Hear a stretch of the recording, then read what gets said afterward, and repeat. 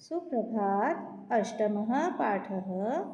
अभ्यासेन किं न सिद्ध्यति कि अभ्यास से क्या नहीं सिद्ध किया जा सकता। स्म प्रयोगः, स्म का प्रयोग किया गया है। निखिल, यहाँ संवाद है निखिल और सुदीप के बीच। तो निखिल कह रहे हैं कि भो सुदीप, हे सुदीप, तुम किम करोषि, तुम क्या कर रहे हो। कथम खिन्नसि, दुखी क्यों हो। सुदीप कह रहे हैं मित्र निखिल, अहम त्रिवारम एतेषां, कि मैं 3 बार इन प्रश्नों के उत्तराणि अस्मरम, उत्तरों को याद कर चुका हूँ, यानी मैंने उत्तर याद कर लिए हैं। परंतु पुनः विस्मरम, पुनः भूल जाता हूँ। निखिल कह रहे हैं मित्र माँ चिंत्य, कि मित्र चिंता मत करो। पुनः पुनः अभ्यासम कुरु, कि पुनः पुनः यानी फिर से अभ्यास करो, बार बार अभ्यास करो। अभ्यासेन तु सर्वाणि कार्याणि सिद्ध्यन्ति, अभ्यास से तो सारे कार्य सफल हो जाते हैं। तो यहाँ यह विद्यार्थी के रूप में आपके लिए भी संदेश है कि सभी अभ्यास करने से कार्य सिद्ध होते हैं। किम वरदराज विषय न जानासी, क्या तुम वरदराज के विषय में नहीं जानते हो, यह वह पूछने लगा। सुदीप ने कहा स्मरामि, यानी याद है। एषा कथा, यह कथा तो यानी तो पाठ्यपुस्तके अपि अस्ति, पाठ्यपुस्तक में भी है। निखिल कहता है आगच्छ, आइए। आवामनेन, यानी हम दोनों पाठेन कथाम अवगच्छाव, पाठ की कथा को समझते हैं। अब यहाँ कथा दी जा रही है जिसको हम पढ़ के समझेंगे। कि पुरावने एकस्मिन् आश्रमे, पुराने समय में एक वन में, एक आश्रम में, बहव यानी बहुत से, शिष्या यानी विद्यार्थी, विद्या अध्ययनम कुर्वन्ति स्म, विद्या का अध्ययन करते थे।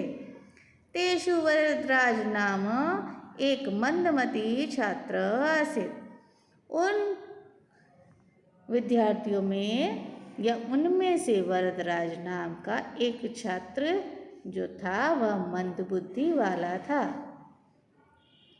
सह यत् पठति तत् विस्मरति स्म, स यानी वह जो पढ़ता, तत् यानी वह जो कुछ भी पढ़ता था उसे भूल जाता था।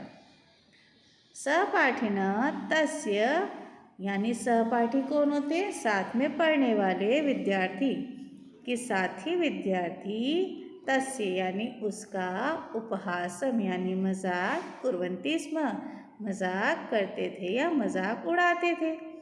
एकदा तत् गुरु तम अकथ्यत, कि उसके गुरु ने उन्हें क्या कहा, कि एक दिन उनके गुरु ने यह कहा कि वरदराज अहम सम्यक रूपेण, कि मैंने सम्यक रूप से यानी पूर्ण रूपेण देखा है कि तुम, बोल रहे हैं अहम यानी मैं, सम्यक रूपेण यानी पूर्ण रूप से, अपश्यम यानी देखा है, यत कि तुम, तो मतलब तुम, पठति पाठ किंचित अपि स्मरति, तो कहते हैं कि तुम जो पाठ पढ़ते हो तुम्हें जरा भी याद नहीं होता। अतः त्वं वृथा समय मा याप्य, अतः तुम समय मत गवाओ, किंचित अन्य कार्य करो, कोई अन्य कार्य करो। आत्मसम्मानेन वंचितः स अचिंत्यत, कि आत्मसम्मान से वंचित होकर उसने यह सोचा, आत्मसम्मान उसका भला ही घायल हुआ, तो उसने सोचा कि नूनम अहम मूर्ख अस्मि, कि अवश्य मैं मूर्ख हूँ। मम भाग्ये विद्या नास्ति, कि मेरे भाग्य में विद्या नहीं है। देखिए यहाँ पे चर्चा हो रही है। अब यहाँ पे यह बताया जाएगा कि किस तरह से वह यहाँ से आश्रम से चला जाता है। तो खिन्न भूत्वा सह इतस्ततः भ्रमति स्म, कि खिन्न होकर यानी दुखी होकर, दुखी मन से वह इधर उधर घूमने लगा। इतस्ततः यानी इधर उधर, भ्रमति यानी घूमने लगा। मार्गे सह एकम कूपम अपश्यत, मार्ग में उसने एक, कूपम का मतलब होता है कुआं, अपश्यत यानी देखा। तत्र अनेका महिला जलेन घटान पूरयन्ति स्म, तत्र यानी वहाँ अनेक महिलाएं जल से घटान यानी घड़े को भर रही थी।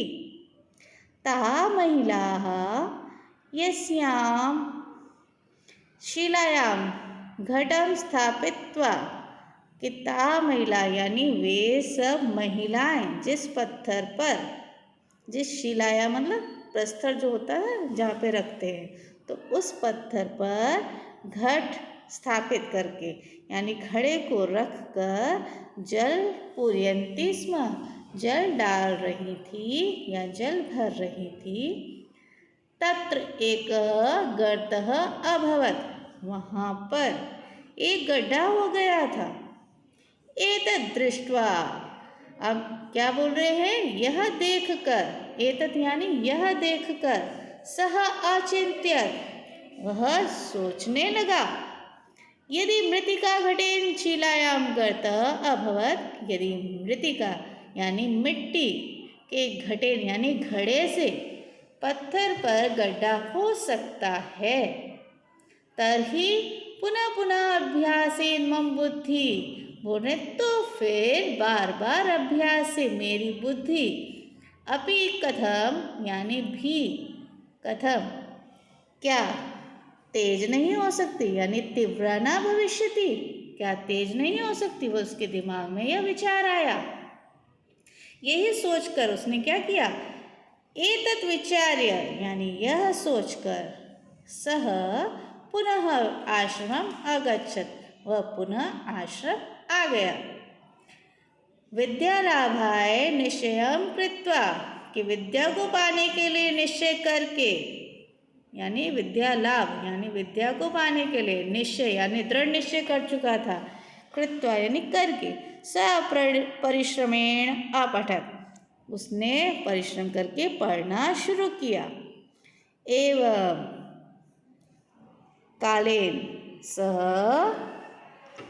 संस्कृतस्य महान पंडितः भूत्वा, तो कह रहे एव यानी वह, इसके बाद क्या बना, इस प्रकार वह समय बीतने पर संस्कृत का महान पंडित, भूत्वा यानी हुआ, सहपाठिनां गुरुजनानां च स्नेहपात्रम् अभवत्, तो कह रहे हैं कि वह महान विद्वान बनकर सहपाठी और गुरुजनों के स्नेह का पात्र बन गया।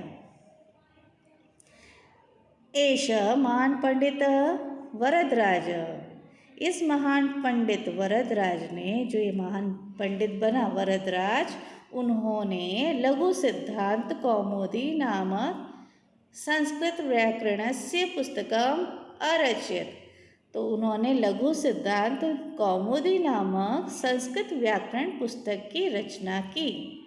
संपूर्ण संस्कृत साहित्ये च प्रसिद्ध अभवत्, और संपूर्ण संस्कृत साहित्य में वह प्रसिद्ध हुए।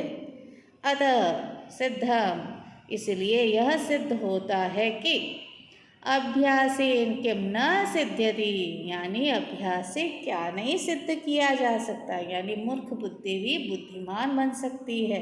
तो यहाँ पे हमें क्या करना है, आपको ये संदेश दिया गया है कि पुनः पुनः अभ्यास करना है, जिससे हम भविष्य में सफलता की ओर उस मुकाम पर पहुँच जाए जहाँ हमें सब कुछ प्राप्त हो सके। धन्यवाद।